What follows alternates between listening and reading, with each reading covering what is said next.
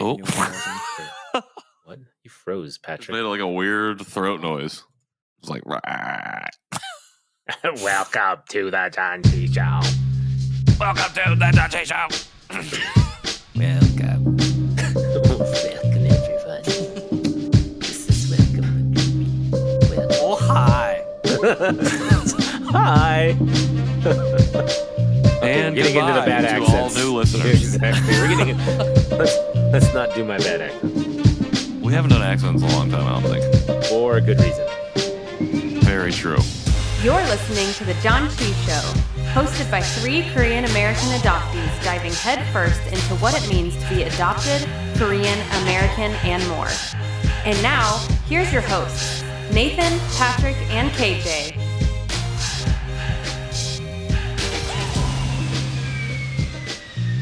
Hey, everybody. Welcome back to another Wednesday morning at 6 a.m. if you're listening to this right as we release it. Good for you. Episode of the Janchi Show. Right as we release it is... Oh, I guess it is 6 a.m. on the Eastern Standard. Yeah, 3 a.m. Pacific. 3 a.m. So, Pacific. Hello to you, 4 night a.m. shifters. Mountain. 5 a.m. Central. We're just going in every time zone. I don't know the international time zones, so I'm not going to list them off.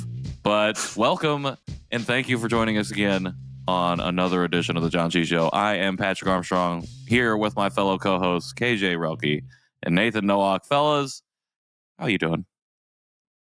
Doing well. Thanks for asking. Your boy is turd.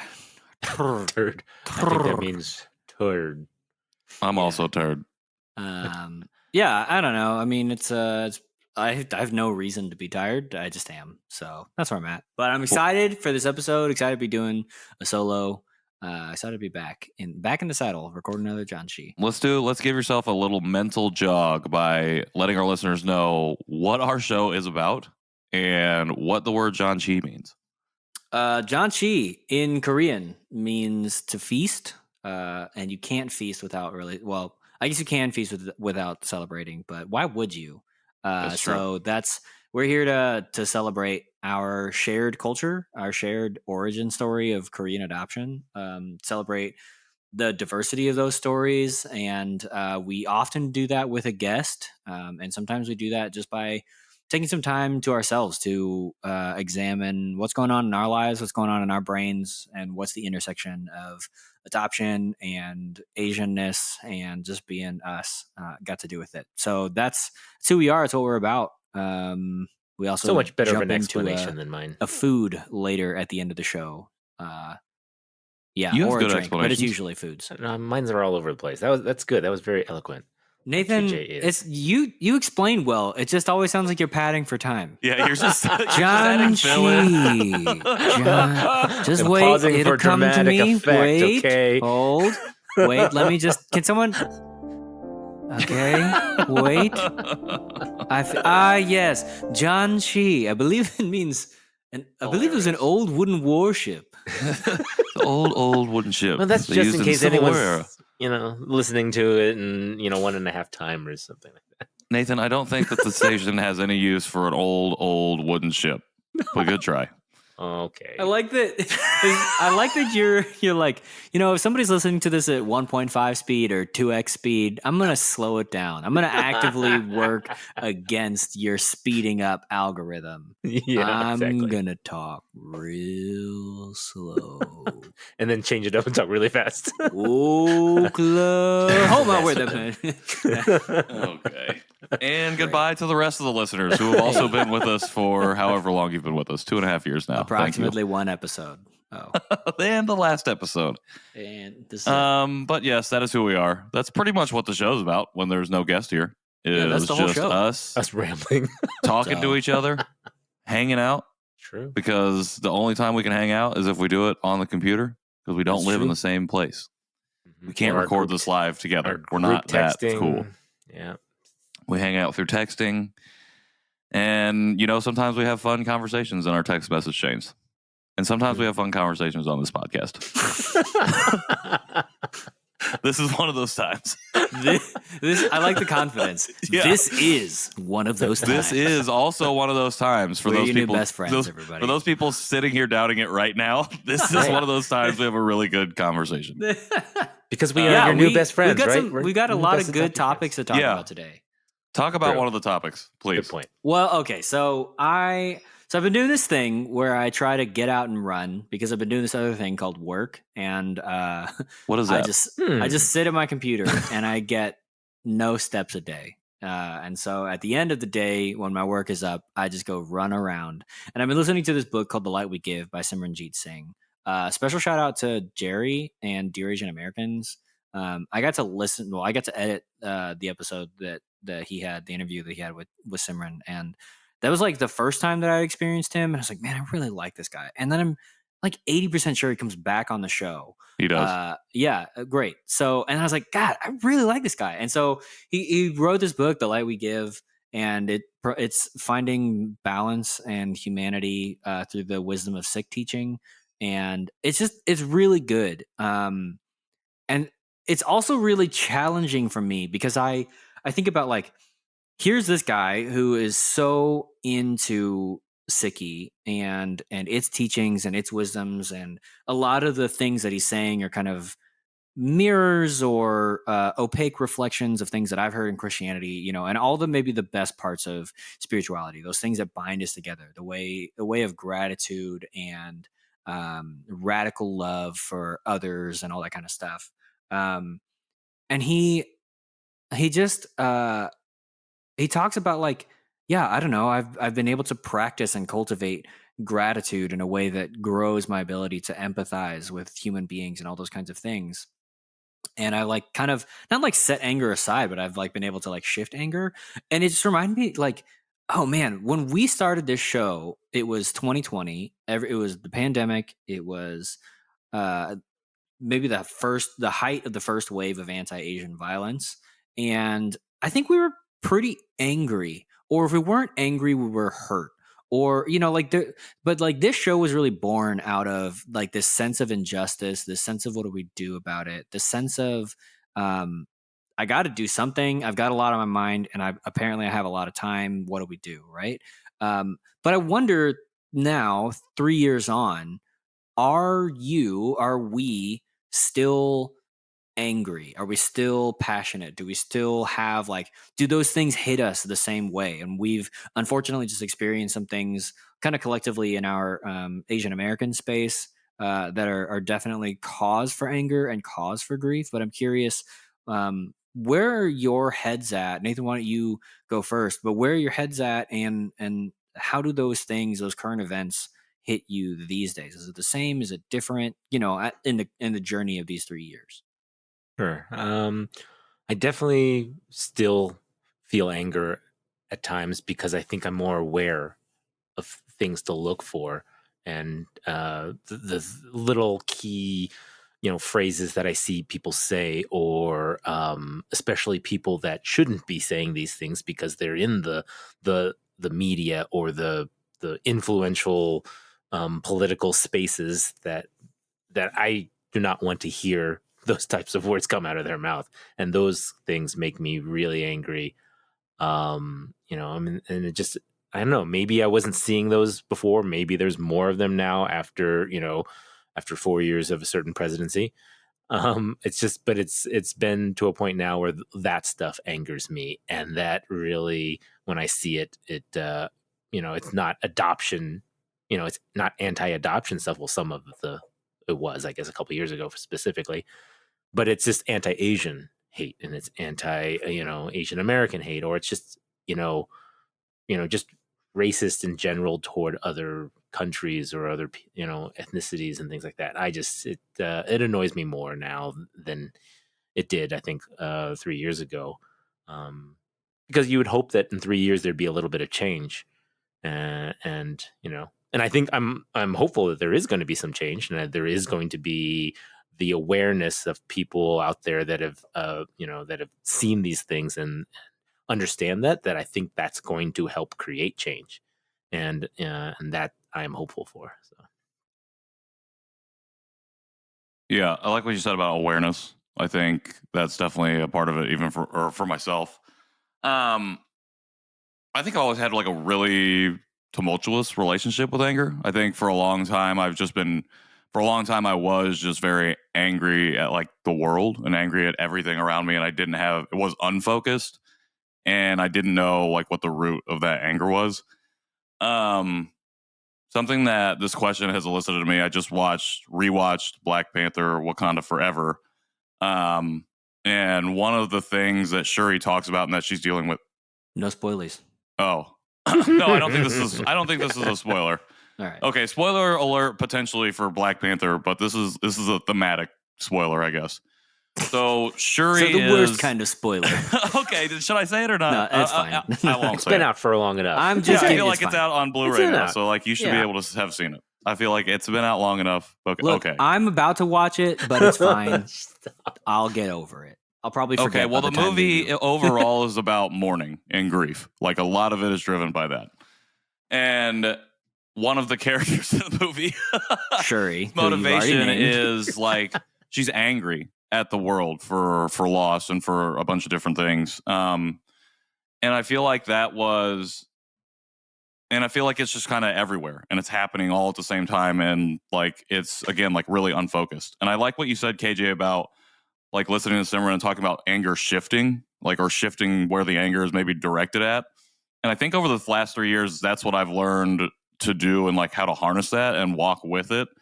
And I say all of this having not gone through therapy at all. So I don't know technically if this is what I'm doing. This is all just speculative advice, but just based on my experience. I feel like those moments where the anger is uncontrolled and just lashing out are fewer and further between. Having come to understand myself better, to come to accepting my identities, to be able to like know who I am. Because I think by knowing who I am and understanding kind of my origins in a way that I never understood them before, it's given me a place to kind of think about like where does that anger come from. And then now having accepted myself as Asian and Asian American, like in realizing I am part of that community, when these events happen, when violence and assault and hate happens to people of our community, I think I feel it more deeply. And I think the anger is 100% there, but it's focused rage. And I know kind of where I'm directing that anger. I know where the anger is coming from and why it's there. And I understand that it's not just my pain or anger that I'm feeling, but the communal, I think, anger and pain.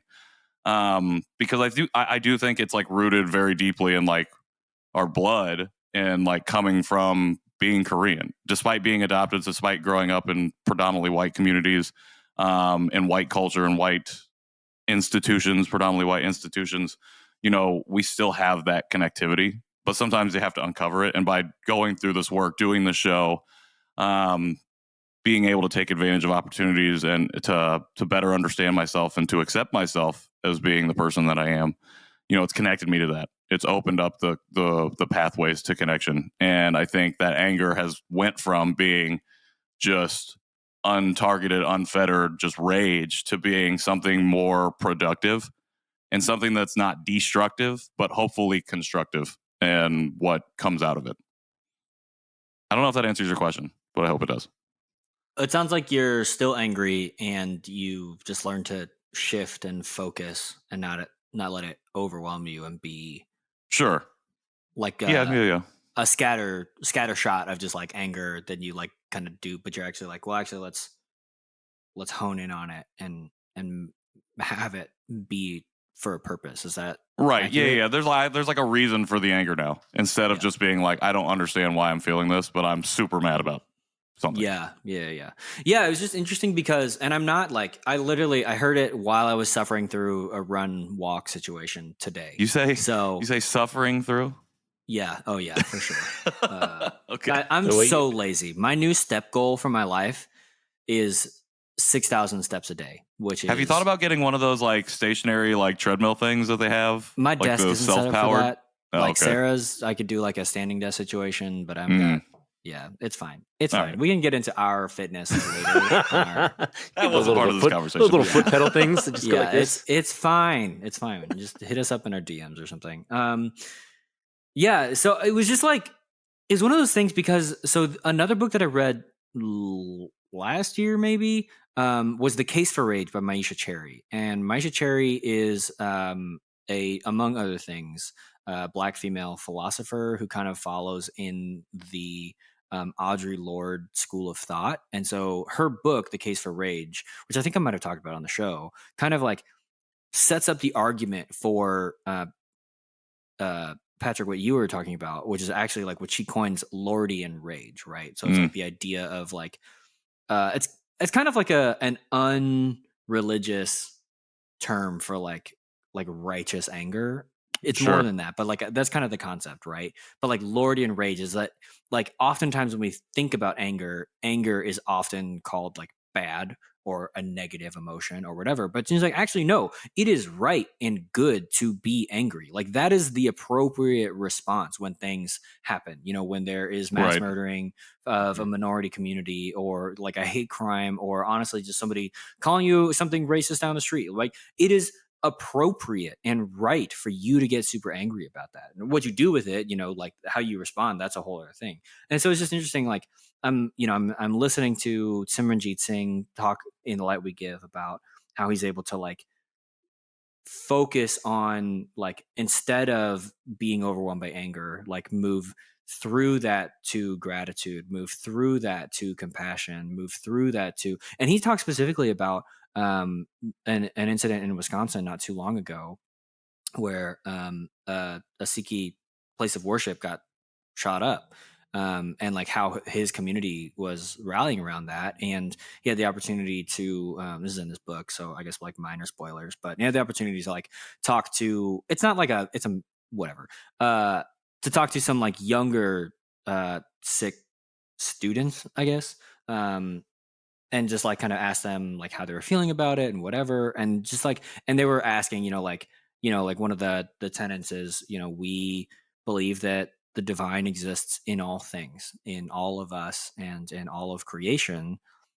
And this guy that committed this horrible crime, like one of the students, like I don't know, this young student, it's like, I don't know, he's horrible, he's evil, he did all these bad things, whatever. And so it's like, and then it's the wrestling of, well, how do we wrestle with this person is evil, as that is our initial reaction, and also the divine lives in all of us, and how do we respect and see and honor the divine in that. So it was just like one of those things where it's like, yeah, so he was able to shift and like be able to like elevate it out and see the humanity of people while maybe still being angry or those kinds of things. So yeah, it was just interesting. Like I was just curious to hear like the journey of, are you still angry? What's been that case of the journey of the 3 years? Because I think for me, like my world has shifted, and on the one hand, Nathan, like you were saying, like I know more, I'm connected to more, whatever, it's nice.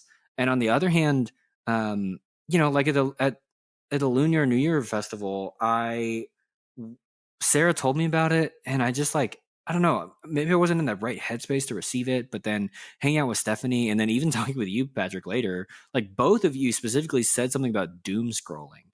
And I was like, oh yeah, that's a thing.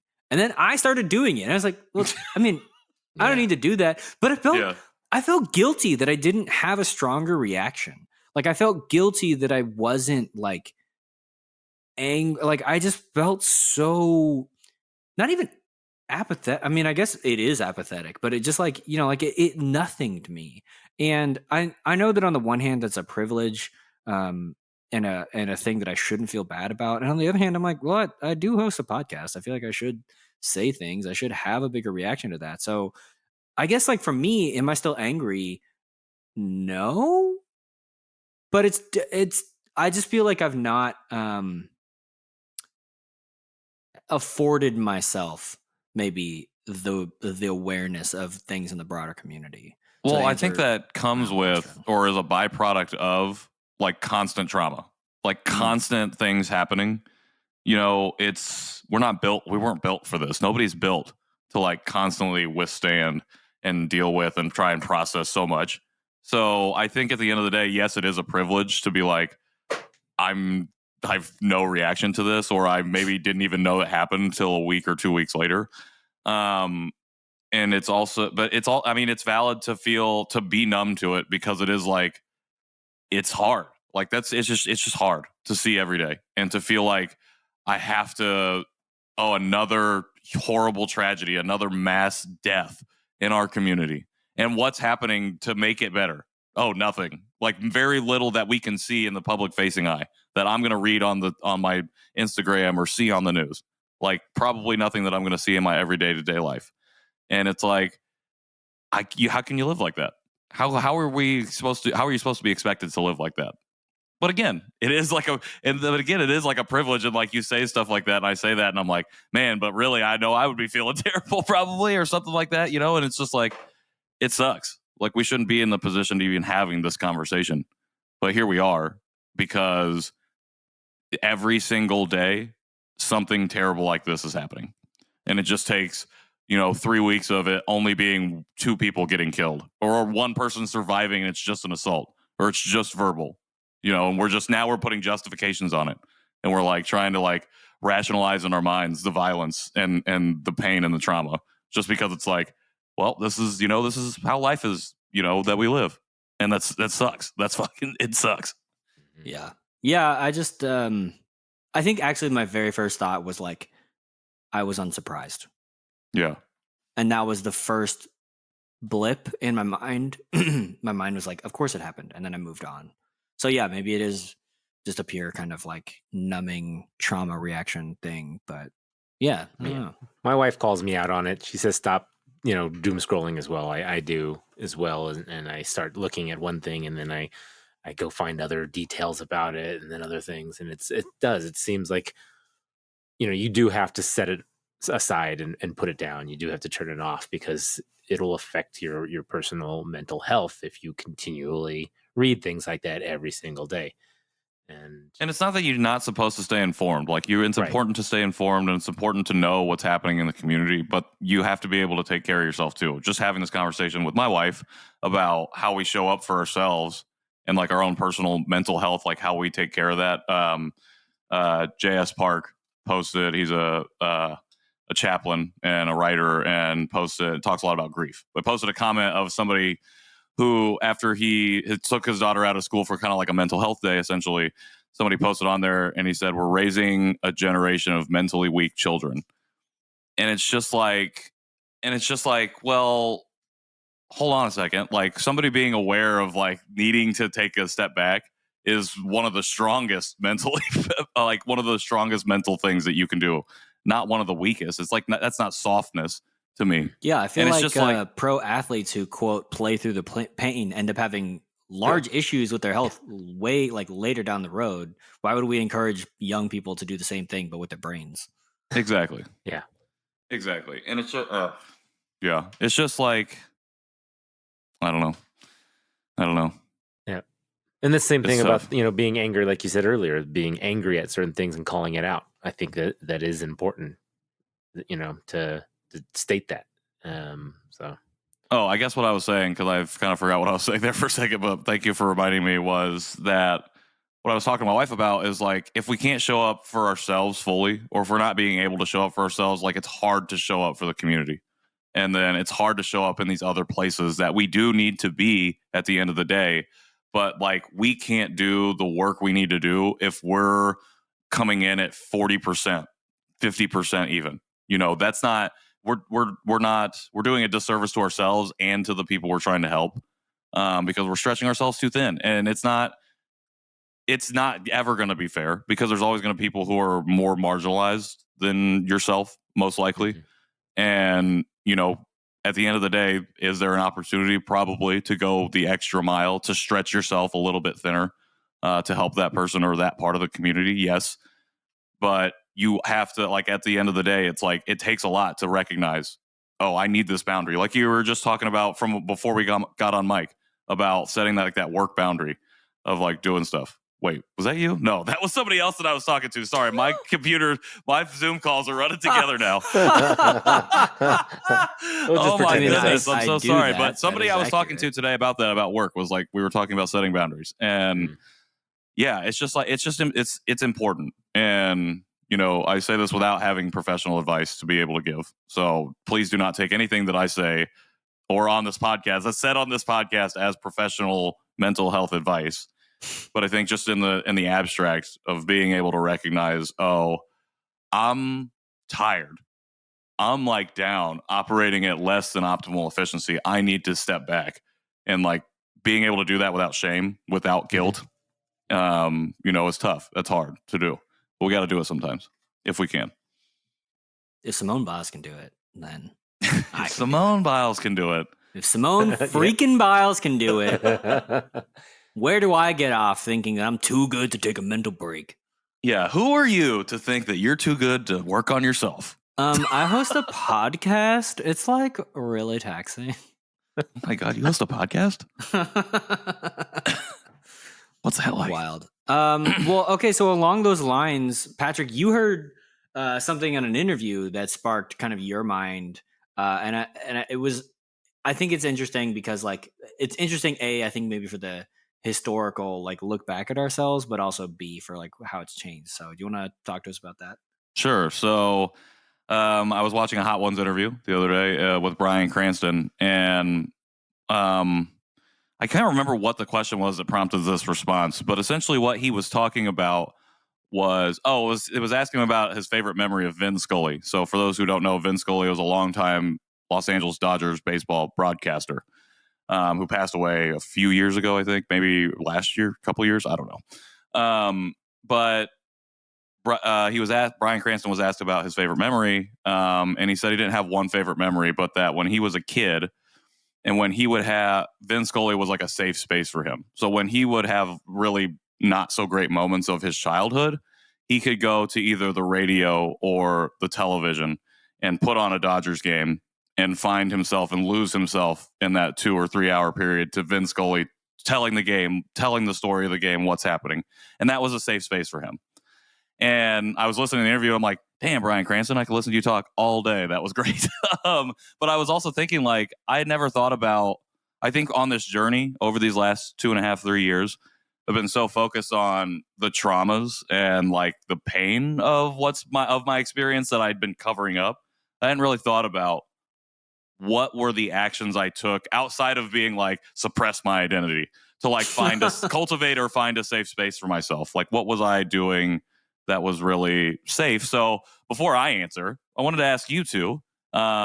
Whoa, he's growing up his hosting. And I'm gonna make Nathan start again and ask you, did you have any? Do you remember any safe spaces that you had for yourself as a kid where you're just I'm feeling low, I got to go do something, and this is what I went and did? Yeah, for sure. I mean, I always put myself into sports, and specifically different sports at different times. But I think you had that ready.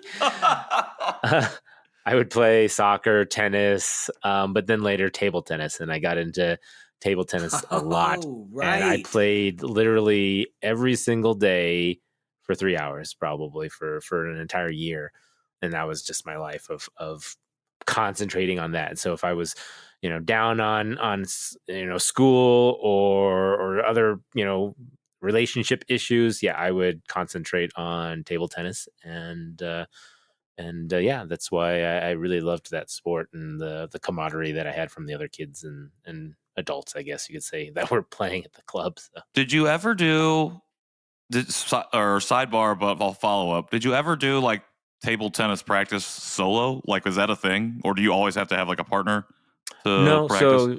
So you at the table tennis club, they had a robot, and the robot you played with a robot? Interesting, very interesting. So essentially, like a tennis ball launcher, where it's launching balls over the net for you. It's essentially a robot that hits the ball over, and then you hit it back, and it goes into a net and recycles. And there's 60 to 100 balls or whatever recycled. Dude, I thought you were talking I played against the Ping-O-Matic 3000. No, there is a robot, but that's a whole other story. I was what?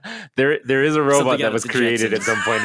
You can Google it or YouTube it, but that's pretty advanced. No, this was just essentially a ball feeder and stuff like that. But you would get into this rhythm of just hitting and focusing and just kind of going at it that way. And so yes, you could play by yourself, because honestly, when you did play against other opponents and things like that, you did run into the problem of losing and getting angry or other things like that too. So throwing the paddles. Yeah, exactly. So sometimes, hitting against the DQ'd. robot, practicing it was a little bit more, I don't know, of a nice calm moment. Okay, I have one more follow-up because now I'm very interested I'm back in the ping pong career, or the table tennis career, my apologies. And I have the robot, so if you ever come by and visit, okay, we'll not throw my it out. question. The robot? Not my question. Wow. Thank you for answering it. Sarah, we Did have you travel plans now that for I'm the hearing summer. about this robot that at the table tennis club, I'm thinking about like in high school you have these athletes that you identify as like, okay, you get the keys to the gym so you can go in and lift or shoot You're a baskets or baller. whatever. Yeah. And I know that you had a prolific table tennis career. Like, was that something that you achieved? Like, did you achieve star status where you got the key to use the ping pong or the table tennis machine and like just go in and do practice on your own? I didn't. My good friend did. So he lived across the street from me, and he actually became the manager of the table tennis center. So him and I would just go. Oh, he got in it. He got deep. So in he it. was. Yeah, he was always there, and he was the one who was involved in it. But I never got to that point where I was like working for the table tennis club, or they would trust me enough. I mean, I was still a kid. I was still 16 to 18 years old. I didn't know they were like, we have a star. That Nowak is a star. He's going to be a star. We got to get him in the gym as much as possible. Give him the key. No. Get him on in there. I was a recreational player, so. But well, I mean, until you weren't. So I had to ask when I found out about the robot. I had to ask. But my parents thought that it was such a good idea that I had time to play at the center. So sometimes when the center was closed, I don't know when it was, because the center eventually closed, or we moved to Colorado. I think they bought the robot at that time too. So it wasn't the same robot. It was the same brand, but it was this one is the Ping-O-Matic 350. Was it RoboPong 2000 actually? So actually it did have a number in it. I'm telling you, man, straight out of the Jetsons. That's incredible. That's hilarious. Wild. What about you, KJ? That's cool. Yeah, I don't know. Like, I think there. Okay, so here's first off, when I think of a safe space, I think of a place that, for lack of a better term, I can like let my hair down. You know, I just don't like. When I was young, I guess that place was church. And that was like specifically like my core group of friends from church. But I don't know that like that felt really right and for a time. But looking back, it just was like, because I know I made that mental choice to say, I'm going to set my being Korean part of my identity aside for now and just focus on some other things. Like if I were to retcon, I guess, the safe space of like church and youth group and community and all that stuff, I was like, it was good for who I was then, but it wasn't the fullness of who I was then. Even though like I myself was ignorant to that, or had like taken the blue pill and chosen naivety for that. Yeah, so I don't know. I mean, like I guess it's kind of that. It's kind of it's kind of video games, any role-playing game. I think I've probably talked about this too, but like I always use my given Korean name in role-playing games. And so even the simplest thing of like, well, in this universe, I am Juntae and people call me by Juntae. And like that was like good enough, unless I was playing a game where that like clearly breaks the rules of the world. But I was like, man, that sucks. Because like, you know, Mass Effect, you get like, it's just a white guy and his name is Commander Shepard, right? Know? Like Juntae Shepard, like that doesn't really vibe with what I'm trying to go for. Yeah, but you know, whatever. So, but so I think that there's like the internet is always kind of afforded places. Like whenever I can get Juntae, that always makes me feel like, well, even if they don't realize it, that's still like who I am, and that was like allowed me to be myself. But yeah, I don't know that I like had a safe space maybe in some ways that people think about it or mean it, but that's how I think about it, what it means to me, what it meant to me then. It's changed now, obviously, which I'm sure we'll get to, but I want to hear about your historic safe spaces first, Patrick. Yeah, I think that when I was a little kid, or when I was growing up especially, I had the privilege of having like a basketball hoop, and I was really into basketball. And so not only like go play with a friend or something, but I would just go outside Free throws. and just I could spend hours just shooting, Playing around the world. coming up with scenarios. You know, you're down one, clock running down, coming down the court. You throw gotta the hit that ball to shot. yourself. Oh yeah, On a quick you break, miss it yeah. 100 times, so you reset the scenario many times until you win and hit the shot. But I feel like that was definitely a space for me to just kind of especially when I was like really mad about whatever, I would just go outside and just shoot some baskets. Kind of like, so one of those spaces for sure was with my grandma and like going to eat breakfast specifically with my grandparents. I felt like that was always something where, and maybe it was just habitual and routine, less and more of that and less of a actual traditional safe space. But even as I like changed and got older, I do feel like that would be the thing that I would always come back to whenever I would go home, to go out, to sit in the same booth, or at least go to the restaurant and be able to sit down and eat with my grandma. It felt like it would kind of recenter me. And I feel like that would feel very safe to me. And maybe that's comfort as opposed to safety, but very comfortable. But kind of like you, KJ, listening to you talk about like youth group, especially, like I always kind of like forget that I would partake in Wednesday youth groups at the Methodist church, even though I wasn't like Methodist. I would just go there because my friends were there. But I feel like at that time I would have categorized that as a safe space for me, because it was like kind of like it was similar friend group, but a little bit different than I would normally hang out with. You know, I think it was probably felt like the right thing to do at the time, whether or not it was productive or unproductive for my own personal identity remains to be unpacked. But I think stuff like that, sports for sure, even though they weren't really safe, I always felt like at home or at peace playing the game. So and especially like actually in the game, so playing in basketball games or playing on and being on the field in football, or even just doing an event in track, like. And especially in football and basketball, the cerebral part, like using my mind to think about the strategy of the game in the game situations. I felt like I loved to live in that space, especially growing up, because I was so dead set on going to college and playing sports and stuff until I got hurt. And that whole thing changed. But for a long time, I felt like that was definitely like a safe space for me, was to be on the field and operating in that manner. So when you said you were, making scenarios and stuff like that, did you project yourself as a player? Oh yeah, like I was for sure a huge Michael Jordan fan. Okay, 100%. I was gonna say, but like, what was your number? My number? So I was number 22. In your brain, though. Oh, 23. Gotta be 23. Yeah, okay.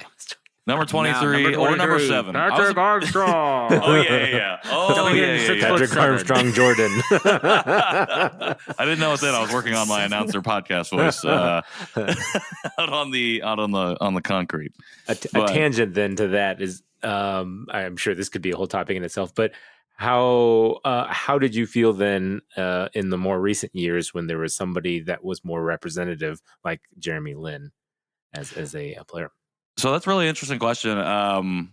When like Linsanity happens, and it's timely because like the documentary 38 the Garden's out and stuff. Mm-hmm. Which freaking incredible. Very so good. It's so good. HBO Max if you haven't seen it.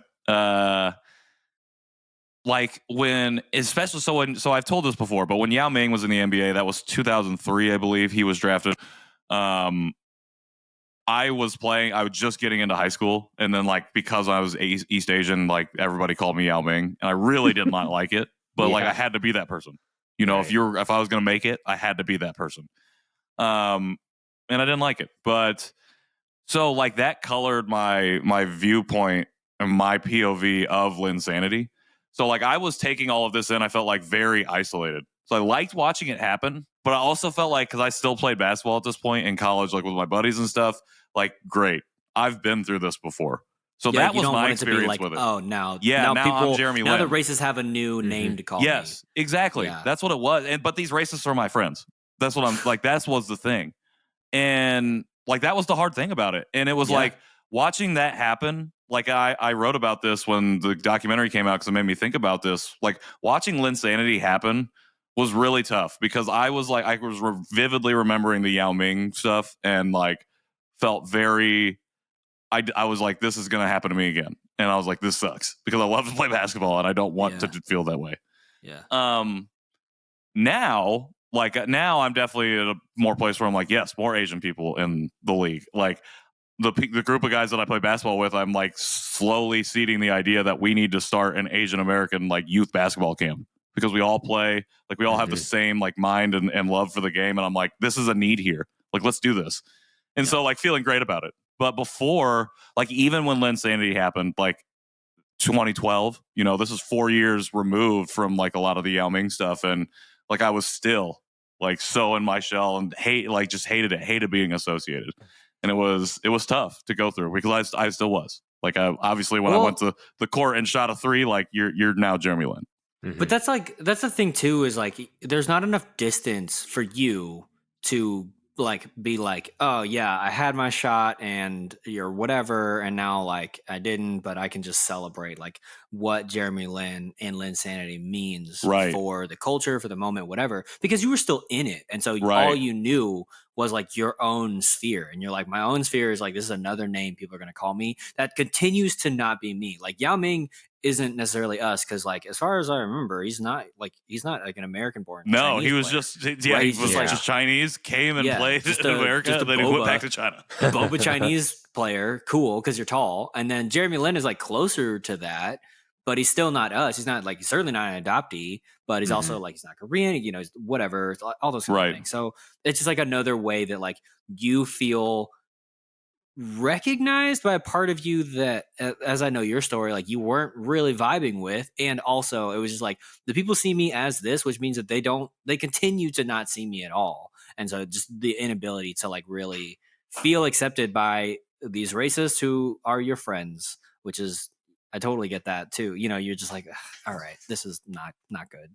Well, 100%. Well, and here's the thing too, is that like watching the documentary made me realize just how important Linsanity was to the community that I was missing out on. Yeah. And then my experience of Linsanity colored it so much to like, it's so insular to me where I'm like, I didn't really care for it, even though I liked watching Jeremy Lin play. I thought he was a great player.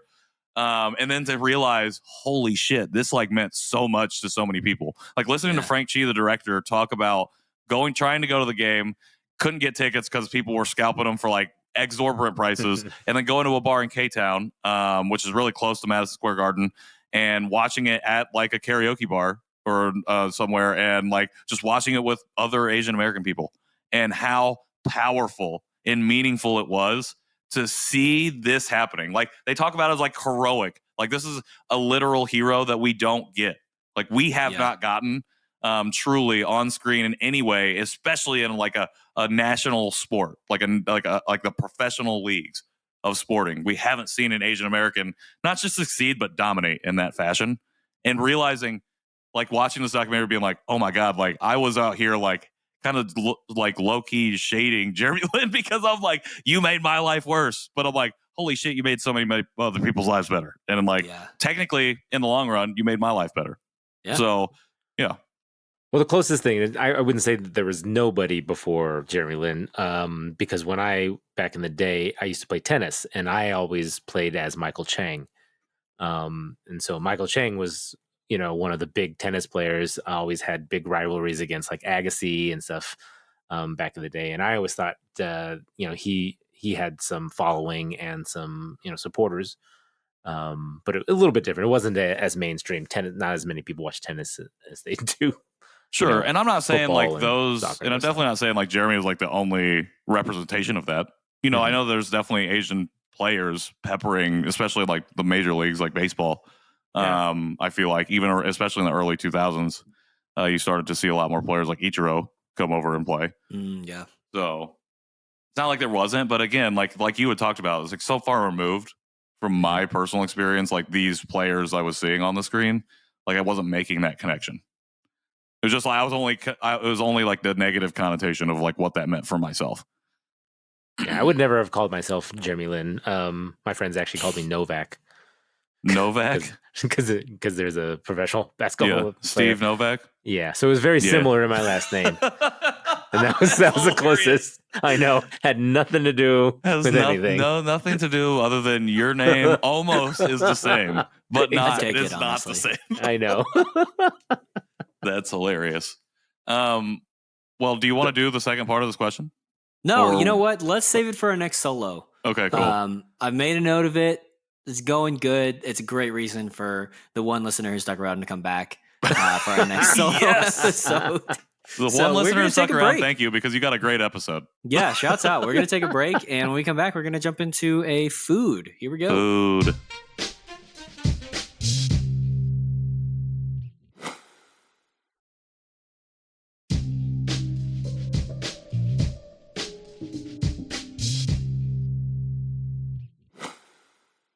Welcome back to the Janchi Show. Snack time.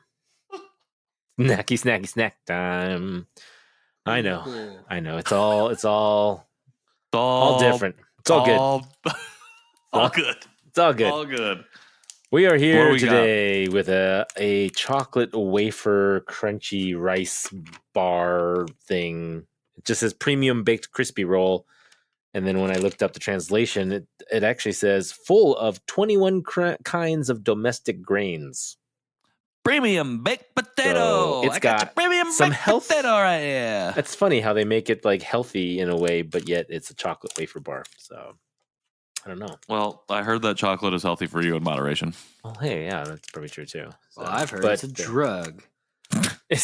Her chocolate is a hell of a drug. It looks like round little wafer bars with chocolate in the middle. I mean, it be really doesn't easy have much. when you open your package because half of mine is smashed to pieces. Smashed up. Sorry about that. The other half is fully intact.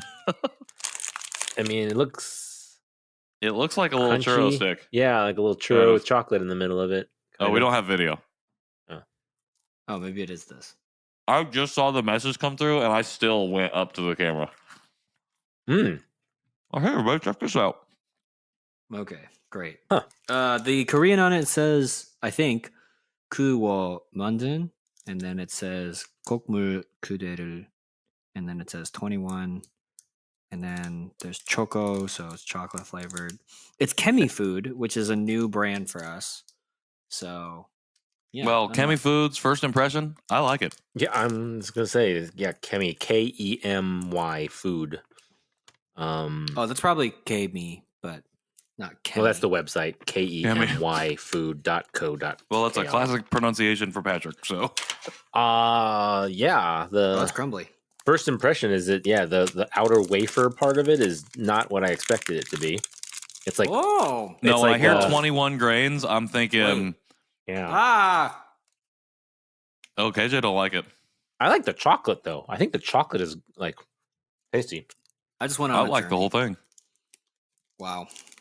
I don't know. There's something about the chocolate. 3 more in my box, so yeah, I'm the chocolate's excited very about creamy. I want another one. I will say the chocolate filling is giving me it's a reminiscent to maybe is the corn cheese filling or something. Yeah, it's but not it's chocolate. cold and wet, but there is a consistency to that. It is cold, flavor. actually. Don't tell me that. Then I'm gonna drop it points. Eat another one. No, I like the chocolate.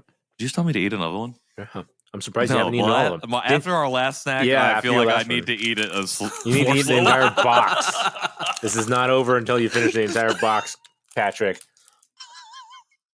Yikes. I suck. Yeah, I'm going to be taking cholesterol medicine if I keep doing that. Yeah, Nathan had to quit the Janchi Show because he... You just have to go play some more basketball. That's all. Like, what do you mean? It made us... You guys were eating processed food. Was eating red meat? All right. Okay. Jump I into got ratings. some thoughts. Yeah, I'm gonna go jump ahead. I want to hear your thoughts KJ. because I've already expressed mine. Nathan's expressed a few of his. So You've just made audible noises. I want to hear your fully formed words. Nice noises with no consonants. I think it smells funny. Oh, interesting. Like Well, now I got to do another. Yeah, I know. Now The I have to open a third initial- one and smell the it. initial smell it. smell is weird to me. And then here's the thing that happened. So I ate it and I was like, oh, this is good. It's got like a good, like I'm okay. I'm here for this vibe. But then, yeah, it smells kind of like feet, right? It smells terrible. Like yeah. So here, this is the journey. So Dang I it. bite into it and I'm like, okay, yeah, I like this texture. Then I smell it and taste it at the same time. So I get like there's like this foot thing, but specifically the taste reminds me of like a cheese puff. Like, Oh, yeah. like a Yeah, Cheeto yeah. puff or like one of those like cheese puff That's ball what it things is. you can get at like Walmart. So that's like giving me like corn cheese vibes. I'm like, what? But then I hit the chocolate. I'm like, but this chocolate is delicious, and I Yeah. love the texture. But I can't get over the smell. Did I you can't get say over it's- the cheese smell or the that cheese is. like flavor. Did you say it smelled like a foot? Yes. Yeah. Okay. I agree. Like yeah. It does. So it does smell like a foot. that was the journey of like, like So it was here's- just like Here's what that is. So right in the middle of the ingredients is a mixed whole milk powder. I bet it's That the milk smells like powder. foot? Yeah, I bet the milk powder just Oh, it it's smells like like, lingering in my nose. I hate it. because like you said, Um, it smells like cheese. Well, milk, cheese. It's a little bit. I'm sorry for bringing that Yeah. to your attention that like forever Yeah, I know. ruined Oh your yeah, that's perception of this definitely changed because my it rating. took you 100%. three things to, and it was like my first thing, but Oh yeah, no, so this is only my second one, and I only Okay. opened it because you said the smell. Yeah, I know. Yeah, And now I wish I had a replay of your faces, of your face and your sounds from that. I guess I can get it later, but you like it makes total sense now after hearing you explain it and then smelling it. you should I'm like, put that audio in right here. you're like, Yeah. oh, Ooh. Oh. or well, I can't even do the bad one. That's bad odd sound that you made. Oh! So Like, I'm gonna- it was not good. I'm gonna give this a 3.25. I Oh, okay. overall find it enjoyable, even though it's got some really weird out of the box things. The way like it leaves a nice aftertaste in my mouth. The chocolate is wonderful. The texture really works for me. The smell and just that initial experience was just like a lot. So 3.25 for me. And now that you mentioned the smell, I mean, it's not completely disturbing for me because I'm thinking of it again. But you'll as never that not milk powder. notice it is the thing. Oh, I won't.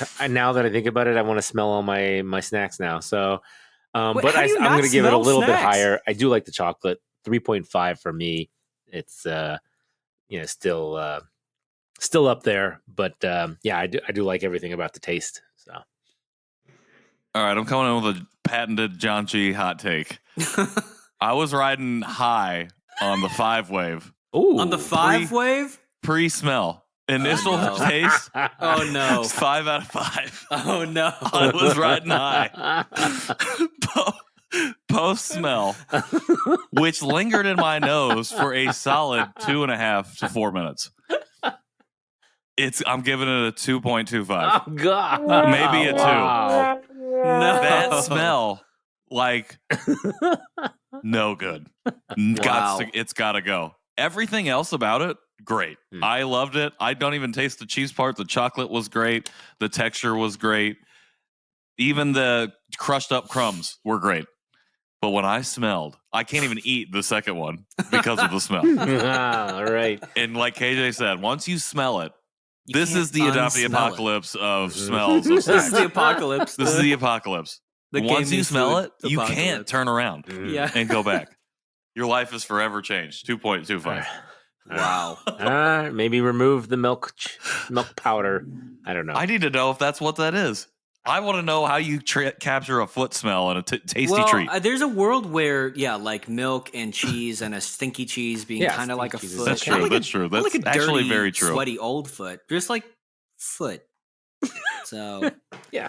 it's not great. I'm about to, after I play basketball tomorrow night, take my shoes off when I get No. home and smell Okay. my foot Don't and do that. compare it. No, to the that's a smell dirty, of stinky this. old foot. This Oh, is not a man. dirty, stinky old foot. Yeah, this is not basketball sweaty foot. This is just This a is, mild This is milk just like powder a regular. foot. I've had a normal day at the office. It's been Okay, so you're saying I should smell my foot now.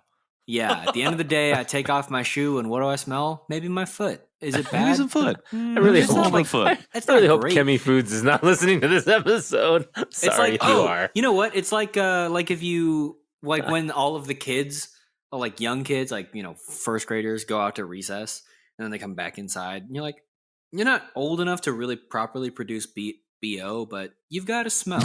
It's not great, You've got but you've gotta gotta smell. It's like you got that. a BO smell.